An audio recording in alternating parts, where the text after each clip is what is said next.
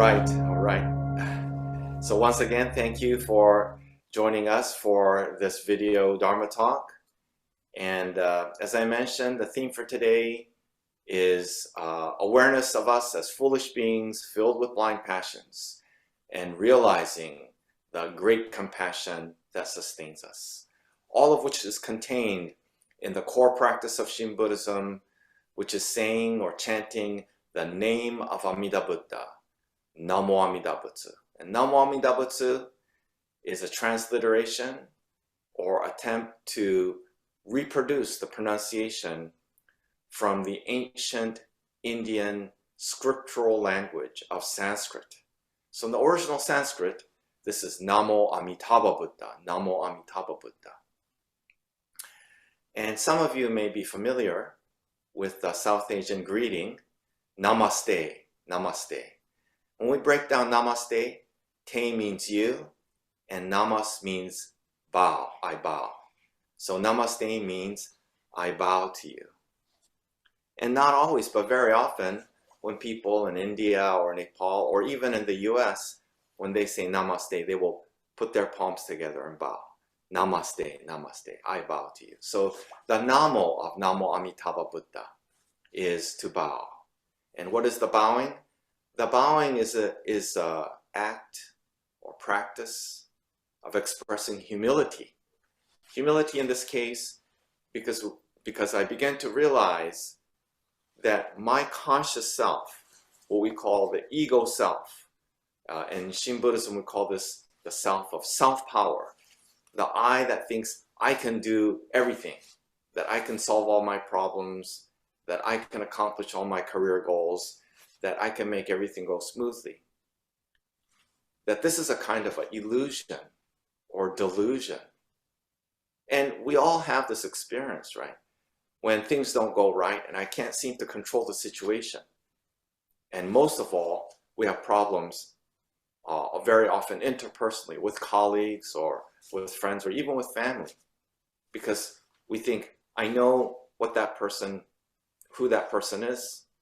I know what that person is supposed to do, and they're not doing what they're supposed to do. And I need to correct them. But then it turns out they have different ideas. They have different ideas, different view of themselves and possibly myself. And then they have a different approach to some problem we're trying to solve, right? So we quickly find out that my puny ego's idea of who I think I am or should be, who I think others are or should be, doesn't work, doesn't work. Then we have to make an adjustment. And in Shin Buddhism and in Buddhism generally, that means, first of all, letting go of my narrow view of who I think I am or should be, who I think others are or should be, or my idea of a particular circumstance, my very narrow, often very rigid, static view formed by my own thinking, my own ideas. And I have to relax that. I have to relax that. But I have a hard time because even if I know I need to relax, then I tell myself, okay, Mark, relax. And then I get more uptight, relax. And I get more uptight, right? So even when we're aware, okay, I need to let go of my narrow thinking, we can have difficulty.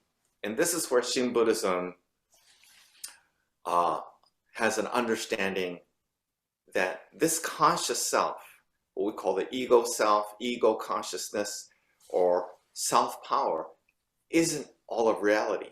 In fact, it's a kind of an illusion or even delusion, that there's a deeper, broader reality, which we call Amida Buddha, or in the Sanskrit, Amitabha Buddha.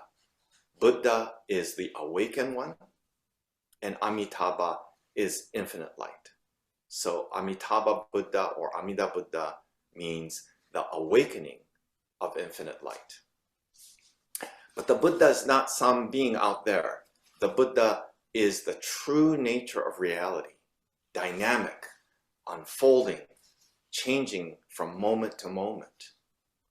Beyond my thinking, beyond my ability to capture reality, in words and concepts.